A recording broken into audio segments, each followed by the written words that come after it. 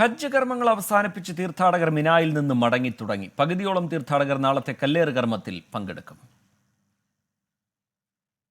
ഇന്ന് ഉച്ചയ്ക്ക് ശേഷം മീനായിലെ ജംറകളിൽ കല്ലെറിഞ്ഞ് ഹജ്ജ് തീർത്ഥാടകരിൽ ഭൂരിഭാഗവും കർമ്മങ്ങൾ അവസാനിപ്പിച്ചു.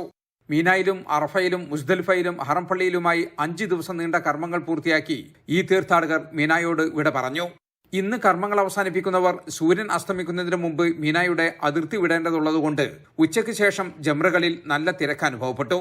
എന്നാൽ ശക്തമായ സുരക്ഷാ സന്നാഹവും ജംറ പാലത്തിലെ സൗകര്യവും കാരണം തീർത്ഥാടകർ സുഗമമായി കല്ലേർ കർമ്മം പൂർത്തിയാക്കി. കർമ്മങ്ങൾ അവസാനിപ്പിച്ച് മക്കയിൽ നിന്ന് മടങ്ങുന്നവർ വിശുദ്ധ കഅബയെ പ്രദക്ഷിണം വെക്കുന്ന വിടവാങ്ങൽ തവാഫ് നിർവഹിക്കുകയാണ്. അതുകൊണ്ട് തന്നെ ഹറംപള്ളിയിലും നല്ല തിരക്കാണ് ഇപ്പോൾ അനുഭവപ്പെടുന്നത്. ബാക്കിയുള്ളവർ മക്കയിലെ താമസ സ്ഥലത്തേക്ക് മടങ്ങി. ഇവർ മക്കയിൽ നിന്ന് മടങ്ങുമ്പോഴാണ് വിടവാങ്ങൽ തവാഫ് നിർവഹിക്കുക. ഇന്ന് മിനായിൽ താമസിക്കുന്നവർ നാളത്തെ കല്ലേറിന് ശേഷം ഹജ്ജ് കർമ്മങ്ങൾ അവസാനിപ്പിക്കും. നാളെ വൈകുന്നേരത്തോടെ എല്ലാ തീർത്ഥാടകരും മിനായിൽ നിന്ന് മടങ്ങും.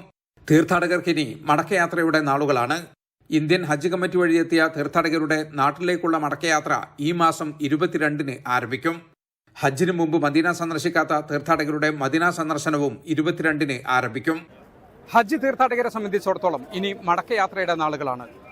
ഹജ്ജിന്റെ ചൈതന്യം ഉൾക്കൊണ്ട് തിന്മകൾ വെടിഞ്ഞ് പുതിയൊരു ജീവിതം കെട്ടിപ്പടുക്കുക എന്ന ലക്ഷ്യത്തോടു കൂടിയാണ് തീർത്ഥാടകരിൽ ഭൂരിഭാഗവും മീനായിൽ നിന്നും മടങ്ങുന്നത്. മീനായിൽ നിന്നും ജലീൽ കണ്ണമംഗലം, 24.